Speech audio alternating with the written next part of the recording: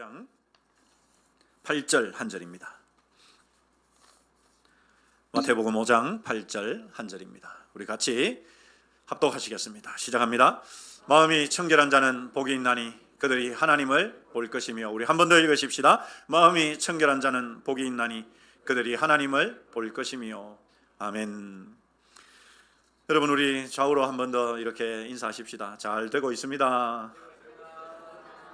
잘 안 되더라도 믿음으로 고백하십시다. 잘 되고 있습니다. 잘 될 줄 믿습니다. 할렐루야. 감사합니다. 여러분, 이 저녁에도 또 이렇게 예배의 자리, 기도의 자리에 나오신 여러분들 주님의 이름으로 환영하고 축복합니다. 참 저도 평신도 때가 있었지 않습니까? 그러다 보니까 이 수요일 날 이렇게 나오는 게 여러분 참 쉽지 않습니다. 그렇죠? 제가 말씀드리지 않아도 여러분들이 더 잘 아실 거라고 생각합니다. 우리 좌우로 한 번 더 축복해 주십시다. 참 대단하십니다. 네, 날씨가 많이 쌀쌀해졌습니다. 감기에 조심하시고, 이번 한파가 조금 길어진다고 하는데 외출하실 때는 또 단돌이 잘 하셔서 감기 걸리지 않도록 건강에도 주의하시기를 바랍니다. 여러분, 우리가 매주 이 팔복의 말씀, 지금 마태복음 강해를 하는 중에 이제 산상수훈에서 이 팔복의 말씀을 같이 읽고 있습니다. 우리가 성경을 읽거나 또는 듣거나 할 때도 여러 가지 방식이 있을 수 있죠. 어떤 말씀들은 우리가 마치 차를 타고 가듯이, 그래서 주변에 이 풍경들이 휙휙 지나가듯이 그렇게 성경을 읽기도 하고 들을 때도 있습니다. 그런데 저는 이 특별히 산상수훈 가운데서도 이 팔복의 말씀만큼은 우리가 그렇게 읽어서는 안 되겠다. 여러분들 중에 대부분은 아마 등산을 해보신 경험이 있으실 것입니다. 높은 산이든지 작은 산이든지 등산을 하신 경험이 있으실 것입니다. 제가 개인적으로 등산을 한 것 중에 제일 힘들었던 곳이 지리산 청왕봉이었습니다. 시간도 많이 걸리고 내려올 때는, 그때는 저도 지금보다 더 젊을 때였는데도 무릎이 아파가지고 정말 너무너무 힘들었던 기억이 있는데, 여러분, 우리가 이 팔복 말씀을 읽을 때는 그렇게 산 하나를 올라가듯이, 여러분, 산 정상을 올라가는 것은 금방 갑니까? 시간이 걸립니까? 시간이 걸리죠. 중간에 올라가다가 좀 쉬기도 하고 간식도 먹고 재충전하기도 하고, 우리가 벌써 여러분 5개의 봉우리를 지나왔습니다.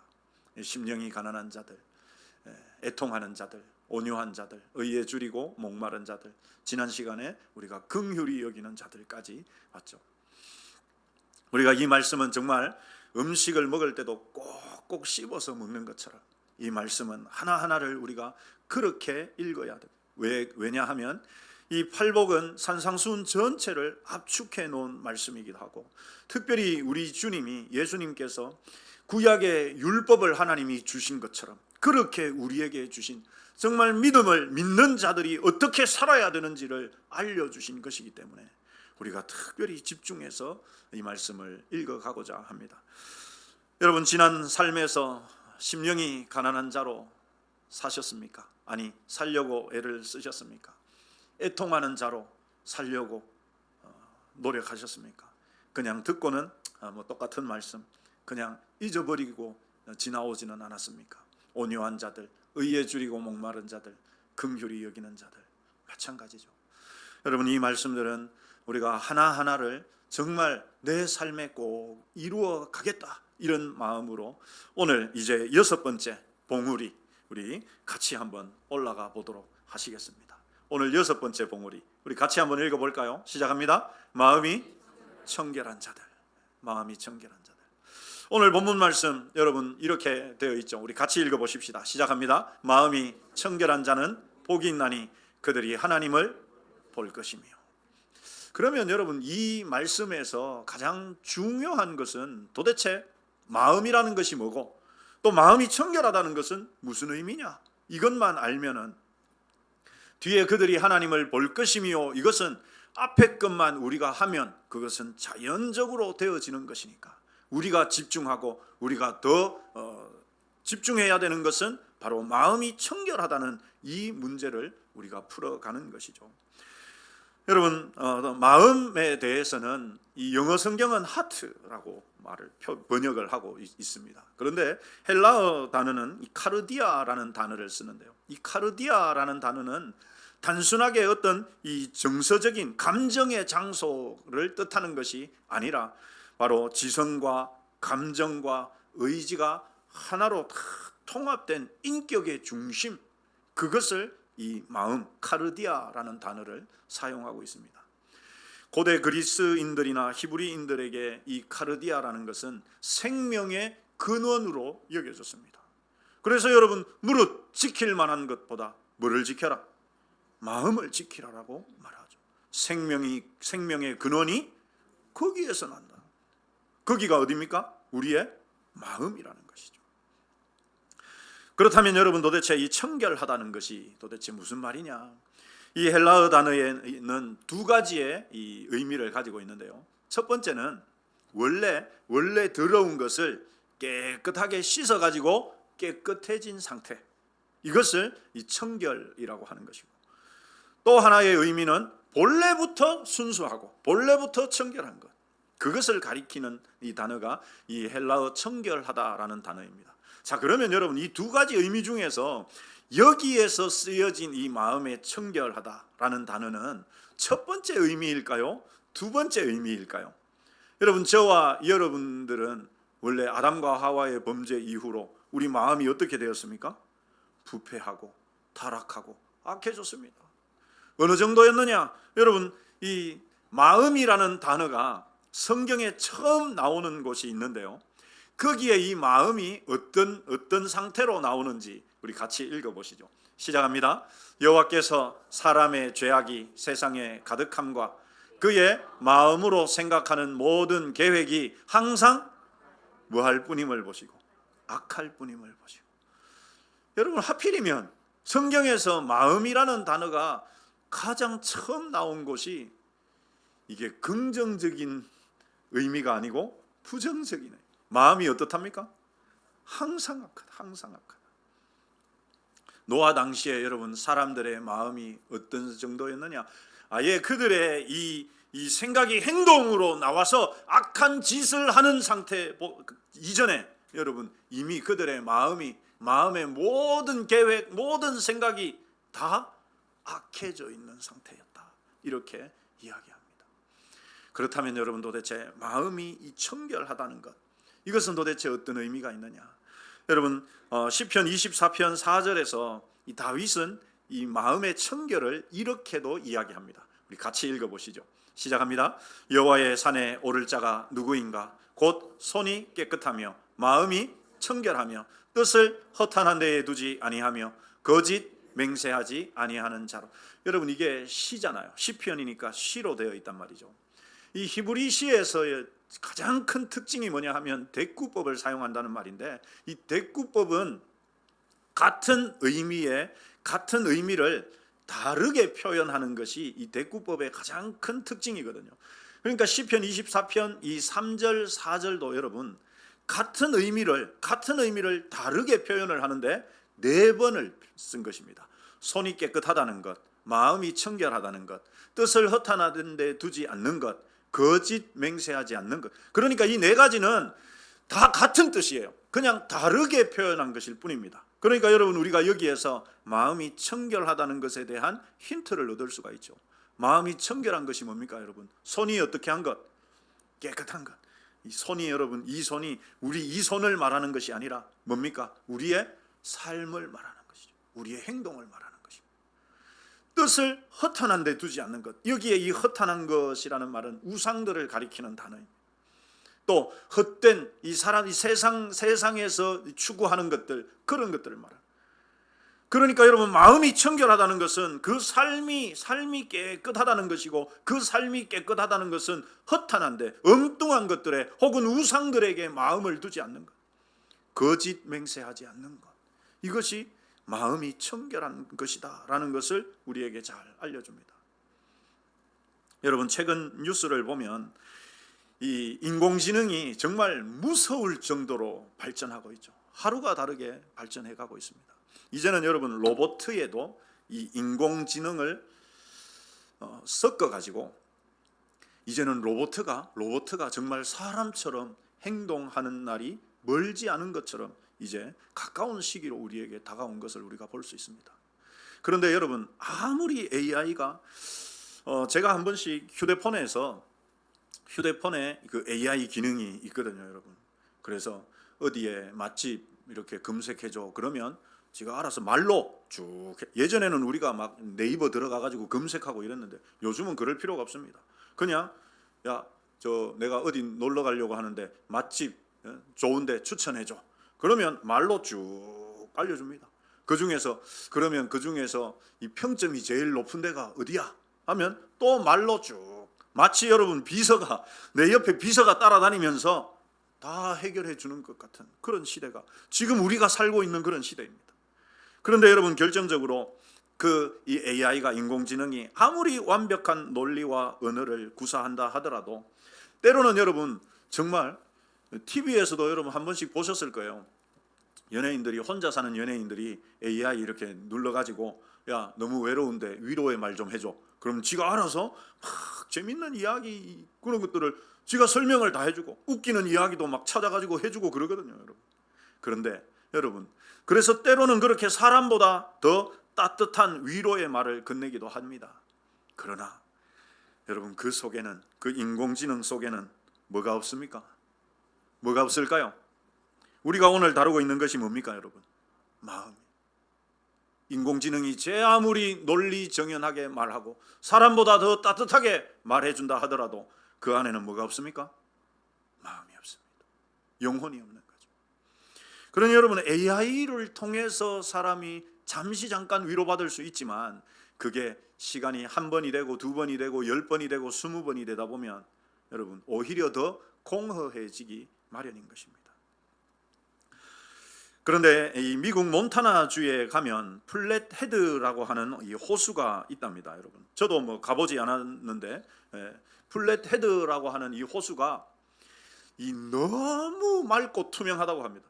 여러분, 이렇게 보면 손에 저렇게 살짝 경계선이 있어서 그렇지 그냥 이렇게만 보면 물 속에 손을 담갔는지 안 담갔는지 모를 정도로 물이 맑고 투명하고 깨끗하대요.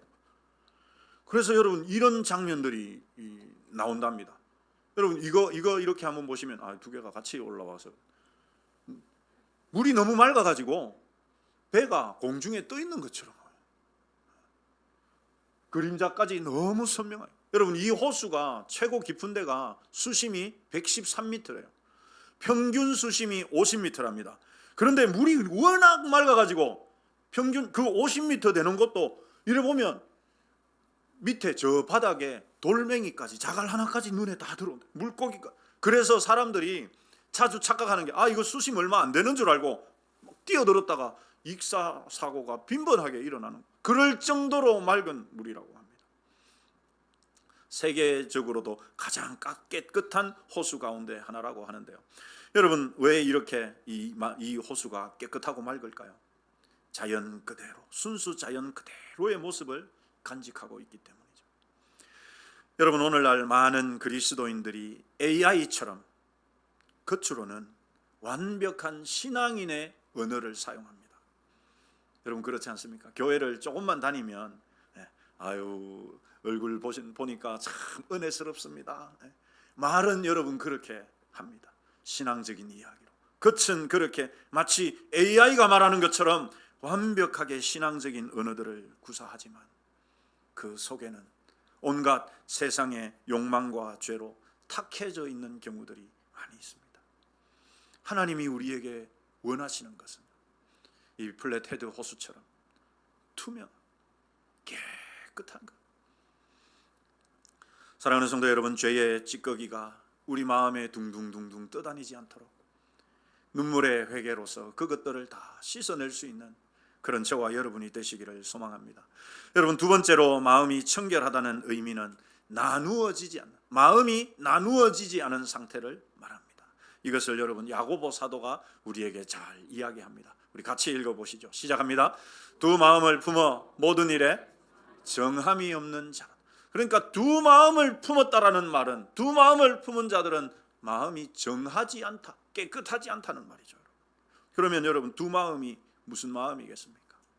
하나님을 믿으면서도 세상에 곁눈질하면서 세상을 자꾸만 바라보는, 하나님께 한 발, 세상에 한 발 걸치고 살아가는 것.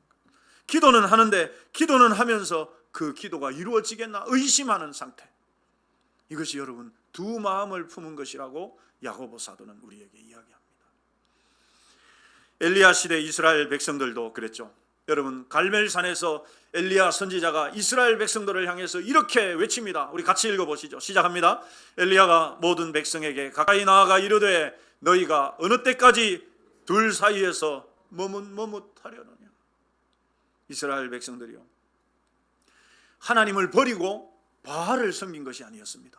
하나님도 섬기면서 바알도 섬기는 상태였거든요. 대결하기에 앞서서, 이 바알 선지자들과 대결하기에 앞서서 이스라엘 백성들을 다 갈멜산 정상에 불러 모아서 그들을 향해서 묻습니다. 너희가 어느 때까지 이 둘 사이에서, 하나님과 바알 사이에서 머뭇머뭇하려느냐. 하나님이 진짜 하나님이면 하나님만을 섬기고 바알이 진짜 하나님이면 바알을 섬겨라. 언제까지 둘 사이에서 그런데 여러분, 이 엘리야 선지자의 이 말을 들은 백성들이 묵묵부답 아무런 대답도 하지 않았습니다. 보험을 들듯이, 마치 보험을 들듯이 하나님께 한 발, 바알에게 한 발, 그렇게 걸쳐놓고 있었던 것이죠. 사랑하는 성도 여러분, 우리는 너무 분주한 시대를 살아가고 있습니다. 그래서 동시에 다양한 일을 하는 그 멀티태스킹, 이게 여러분 능력처럼 여겨지는 시대에 살아가고 있어요. 내가 컴퓨터 작업을 하면서 유튜브도 보고, 컴퓨터 작업을 하면서도 친구랑 통화도 하고, 멀티태스킹이라고 합니다. 그런데 여러분, 신앙에서는 멀티태스킹이 통하지 않는다. 하나님 한 분만. 여러분, 우리가 정말 하나님을 신앙하는 사람이라면 오직 하나님께만 우리의 시선을 둬야 합니다. 우리의 마음을 오직 하나님께만 둬야 하죠. 그래서 여러분, 예수님께서 십계명에 대해서 요약해서 하실 때, 이야기하실 때, 내 마음을 어떻게 하고, 내 마음을 어떻게 하고, 마음을 다하고, 뜻을 어떻게 하고, 다하고, 힘을 어떻게 하고, 다해서 주 너의 하나님을 사랑해라. 여러분, 마음을, 내 마음의 일부를 이렇게 떼놔놓고 다른데 사랑할 것들에 떼놔놓고 하는 것이 아니라 마음을 다해서 사랑하는 것. 나뉜 마음이 있다면 여러분, 우리 이 시간에 내 마음의 상태를 점검해 보십시다. 내 마음이 나누어져 있지는 않은가. 세 번째, 마음이 청결하다는 것은, 우리 한번 따라서 하십시다. 위선이 없는 상태. 여러분, 예수님 시대의 당대 종교 지도자들이었던 바리새인들을 향해서 예수님은 혹독하게 말씀하셨죠. 이렇게 말씀하십니다. 우리 같이 읽어보시죠. 시작합니다. 눈먼 바리새인이여, 너는 먼저 안을 깨끗이 하라. 그리하면 겉도 깨끗하리. 바리새인들은 여러분, 안을 신경 썼을까요? 밖을 신경 썼을까요? 그들은 밖만 신경, 겉만 신경 썼습니다. 그러니까 겉으로는 거룩한 자. 여러분, 그들은 화려한 율법 준수로 자신을 도배했습니다. 그래서 사람들이 보는 장소에서, 많이 오고 가는 그런 장소에서 일부러 손을 들고, 하나님을 향해서 손을 들고 기도하고, 사람 없으면, 안 보면 그냥 가고. 왜? 보는 사람이 없으니까, 알아주지를 않으니까. 그러니 여러분, 이들의 신앙, 이들의 믿음이라는 것은 보이기 위한 것이죠. 그래서 여러분, 회칠한 무덤이라고, 여기 회는 석회가루 같은 그 회를 칠한, 그래 놓으면 여러분, 이게 무덤인지 뭐 건물인지 얇게 깨끗하게 칠해놨는데 그 속은 썩는 냄새가 진동하는 무덤. 예수님이 그들을 가리켜서 회칠한 무덤이라고 하신 것. 겉과 속이 다르다는 것이죠. 여러분, 어느 시골 마을에 물을 길어 가시는 할아버지가 매일 물을 물지개에 지고, 양쪽에 항아리 2개씩 걸어가지고 물지개에 지고 나르셨습니다. 근데 한쪽 항아리에는 금이가 있었어요. 그래가지고 집에 오면, 동네 입구에서 물지개에 물을 지고 집에 오면, 하나 깨끗한 온전한 항아리에는 물이 차랑차랑 가득한데 그 금이관 쪽으로는 물이 줄줄줄 새가지고 집에 오면 반밖에 안 돼. 그러니까 이 금이 간 항아리가 미안한 거예요, 주인한테. 그래가지고 울면서 주인한테 말했어요. 주인님, 저는 금이 가가지고 이렇게 쓸모없는 자인데 너무너무 죄송합니다. 그러니까 주인이, 그렇지 않다. 네가 온 저 길을 한번 봐라. 그 길은 이랬습니다. 그 깨진 금이 간 그것으로 물이 흐르면서 그쪽 길은 여러분 보는 것처럼 꽃이 쫙 만발한 깨끗한 항아리 쪽, 물은 가득 차 있을지 모르지만 아무것도 자라지 않아요. 여러분, 우리는 완벽하지 않지 않습니까? 허물이 있고 깨진 데가 있고 모자란 곳이 있죠, 여러분. 그런데 나는 그렇지 않은 척 한단 말이죠. 사람들 앞에 보이기 위해서. 저 사람이 나를 좀 우습게 할까? 뭐 어떤 마음인지는 모르겠습니다만은 그렇지 않은 척 한단 말이죠. 여러분들이 저를 어떻게 보실지 모르겠지만 저도 참 제가 생각할 때 단점이 많다고 생각합니다. 그런데 여러분, 우리가 사람들에게 내 모습을 그대로, 물론 여러분 우리가 워낙 이 세상에서 참 닳고 닳다 보니까 내 모든 걸 다 보여주면 사람들이 그것을 이용해 먹기도 하고 흠을 잡기도 하거든. 아내가 한 번씩 그런 이야기, 여보, 당신을 너무 다 보여주려고 하지 말아요.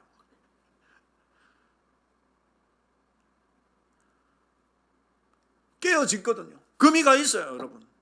그런데 그 금이 간 것을 내가 하나님 앞에 그대로 드러내고 인정하면 하나님은 그 깨어진 틈으로 하나님의 은혜의 빛을 우리에게 넣어주시고 우리는 다시 그 깨어진 틈으로 그 생명을 흘려보내는 사람들이 될 수 있는 것이죠. 나를 자꾸 포장해, 나는 깨어졌는데 안 깨어진 척 자꾸 겉을 포장하면 여러분 어떻게 됩니까? 그 어느 것도 흘러가지 않습니다. 하나님을 기만하지 않는 정직한 마음, 그것이 청결한 마음입니다. 여러분, 우리가 참 신앙생활 하는 게 좀 어려울 때가 있죠. 왜냐하면 나를 그대로 보여줄 수 없기 때문이죠. 여러분, 그대로 보여주면 어떻게 됩니까? 사람들이 입방아를 쪄요. 저렇다, 뭐 이렇다, 막. 그러니까 여러분 어떻게 합니까? 교회 오면은 포장하게 되죠. 안 그런 척하게 돼요. 원래는 너무 재밌는 사람인데 그렇게 말을 많이 하다 보면 말에 실수를 하게 되고 그러면 또 가볍게 보이기도 하고 그러니까 입을 닫고 표정을 굳게 하고 사람들이 어려워하도록 만들고 그렇게 되는, 불편해요. 여러분, 집에 가면 어떻습니까? 가족들에게도 여러분 그렇게 하십니까? 아니잖아요. 우리 가족들에게는 편하잖아요. 우리가 예수님 안에서 다 가족이라고 하면서 우리는 어떻게 합니까? 내 본래의 모습들을 보여줄 수가 없어요. 왜? 그러면 말이 돌고 돌게 되니까. 너무 안타깝죠. 우리가 예수님 안에서 다 형제요 자매인데 좀 부족한 모습 보여주면 어떻습니까, 여러분? 그것이 오히려 더 순수하고 좋은 모습 아닐까? 여러분, 저는 참 그런 공동체가 되면 너무 좋겠다 하는 생각을 듭니다. 굳이 나를 포장하지 않아도 되는 공동체, 내 속마음을 편하게 이야기해도 그것이 말이 되어서 돌아다니지 않는 그런 공동체. 할렐루야. 여러분, 그러면 우리가 얼마나 편하지 않겠습니까? 그런데 어떤 분들은 같이 있으면 불편하잖아요. 저만 그렇습니까, 여러분? 저만 그렇습니까? 같이 있으면 불편한 분들이 있거든요. 왜? 혹시라도 또 나를 실수한 거 책 잡을까? 그럼 긴장하게 되고 그러면 사람 사이의 관계가 어떻게 됩니까, 여러분? 서먹서먹해지고 그냥 사무적인 관계가 되어버리고 그게 과연 교회라고 할 수 있느냐?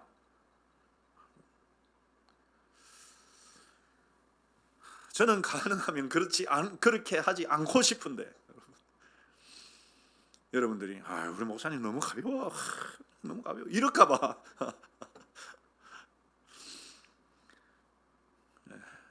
원고에서 조금 곁으로 왔습니다.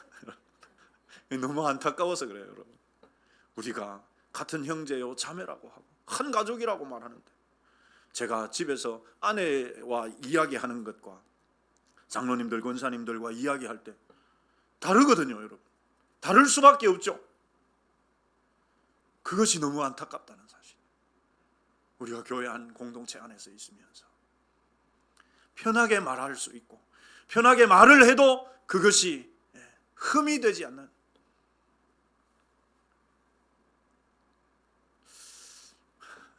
여러분 참 쉽지 않지만 우리 조금씩 노력해 가십시다.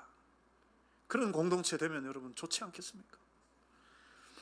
그렇다면 마음이 청결한 자에게 주어지는 복, 우리가 너무 잘 알죠. 같이 노란 글씨만 같이 읽겠습니다. 시작합니다. 그들이 하나님을 볼 것이며. 신학 용어로 이것을 여러분 지복직관이라고 합니다. 지복직관. 지복직관이 뭐냐?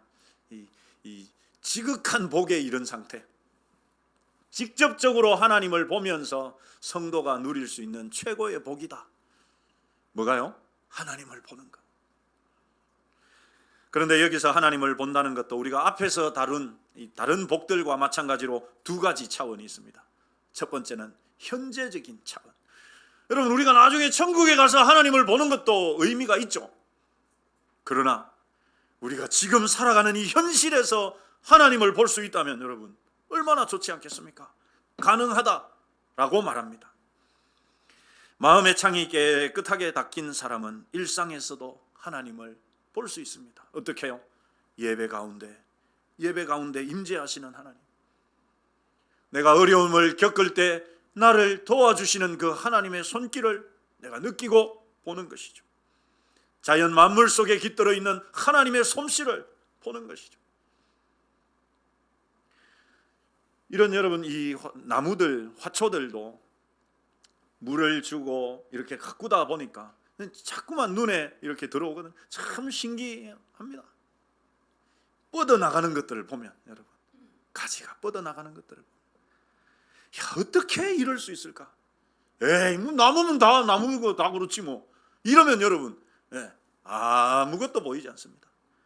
그런데 나무 한 그루, 풀 한 포기, 꽃 하나를 봐도 참 신비롭습니다.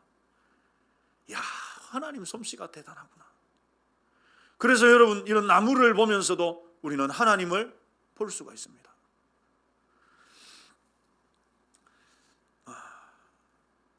죄의 안개가 그치고 나면 내 곁에 계신 하나님이 선명하게 보이기 시작하는 것이죠. 사람을 봐도 마찬가지예요, 여러분. 야, 저분 어떻게 저런 솜씨를 가지고 있을까? 두 번째는 마찬가지로 종말론적으로 성취되는 것이죠. 마지막에 우리가 천국에 갔을 때, 요한계시록 22장 3절 4절 말씀 우리 같이 읽어보시죠. 시작합니다. 다시 저주가 없으며 하나님과 그 어린 양의 보좌가 그 가운데 있으리니 그의 종들이 그를 섬기며, 같이 읽겠습니다. 그의 얼굴을 볼 터이요. 여기 그의 얼굴, 그가 누굽니까? 우리 하나님의 얼굴. 장차 우리 육신의 장막을 벗게 되는 날, 주님이 이 땅에 다시 오시는 그날, 희미한 거울로만 보는 것 같았는데 이런 나무 속에서, 풀 속에서, 하늘 속에서 꽃을 보면서는 희미하게 보여지던 그 하나님의 얼굴과 얼굴을 마주해서 보게 되는 그날이 있다라고 말씀합니다.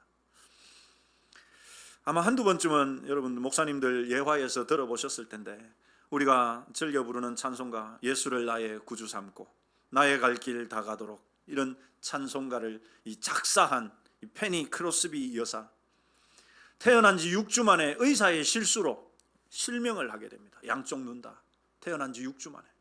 그리고 그 이후 평생을 앞을 보지 못한 채로 살았습니다. 어느 목사님이 너무 안타까워서 이렇게 말했답니다. 하나님이 당신에게 시력을 주셨다면 얼마나 좋았을까요? 그런데 그녀는 웃으면서 이렇게 대답했답니다. 목사님, 우리 같이 읽어보시죠. 시작합니다. 만약 태어날 때 소원을 말할 수 있었다면 저는 맹인으로 태어나게 해달라고 했을 겁니다. 왜냐하면 제가 천국에 이르러 눈을 떴을 때 제 눈이 가장 먼저 보게 될 얼굴이 바로 나의 구주 예수님의 얼굴이기를 원하기 때문입니다. 제가 설교를 준비하면서 이 고백을 보면서 내가 만약에 그 입장이라면 이런 고백할 수 있었겠나? 하나님 왜 내가 이런 사고를 당하게 하셨습니까? 이렇게 말하지 않았을까?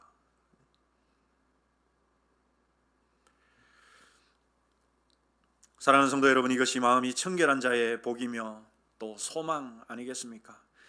그녀는 육신의 눈은 어두웠지만 마음의 눈은 누구보다도 청결하고 날마다 그 보이지 않지만 하나님을 보고 있었습니다. 그런데 여러분, 우리가 한 가지 기억해야 될 사실이 있습니다.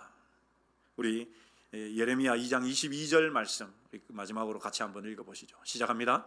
주 여호와의 말씀이니라. 네가 잿물로 스스로 씻으며 네가 많은 비누를 쓸지라도 내 죄악이 내 앞에 그대로 있으리니. 여러분, 문제는 잿물, 여기 계신 분들은 대부분 아시는 말이죠. 잿물, 양잿물로 씻으면 그렇게 씻어도 안 된대요. 많은 비누를 다 소모해도 죄악을 씻어낼 수 없답니다. 그렇죠, 여러분. 마음의 청결은 내가 씻어내고 싶다고 씻어줄 수가 없는 것이죠. 예수 그리스도의 보혈만이 우리 마음을 씻어주시는 것입니다. 그 보혈을 날마다 의지하면서 한번 씻김 받아가지고 깨끗해지면 얼마나 좋겠습니까? 그런데 또다시 우리 마음 속에 있던 죄의 욕망이 불쑥 일어나서 다시 내 마음을 더럽히면, 그러면 또다시 그 주님의 보혈을 의지하면서 회개하면서 그렇게 여러분 우리 마음을 씻어가는 것이죠. 길거리를 뒤뚱뒤뚱 걸어다니는 비둘기를 보실 때 여러분 어떤 마음이 듭니까? 저 비둘기들 왜 안 날아다니고 쟤네들 저렇게 땅에 걸어다니고 있나? 근데 여러분, 그 비둘기 가만히 들여다보면 색깔이 정말 오묘합니다. 색깔이.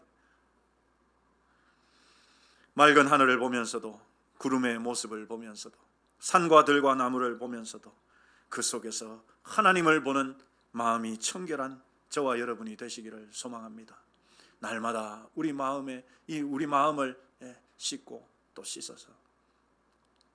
그래서 종례에는 우리가 정말 하나님 앞에 가서 우리 하나님의 얼굴을 직접 보게 되는 그런 저와 여러분이 되시기를 축원합니다. 여러분, 마음이 청결한 자가 누리게 될 그 복, 그들이 하나님을 볼 것임이라는 것은 지금까지 우리가 앞에 5개의 같이 봤던 그 복과는 사실상 같은 거죠. 천국에 가게 된다는 말이에요. 사랑하는 성도 여러분, 우리의 마음을 날마다 정결하게 씻으시고, 그래서 우리가 이 땅에 사는 동안에도 하나님을 보고 또 천국에 가서 그 하나님을 보게 될 것이 우리의 소망이 되는 그런 저와 여러분이 되시기를 축원합니다.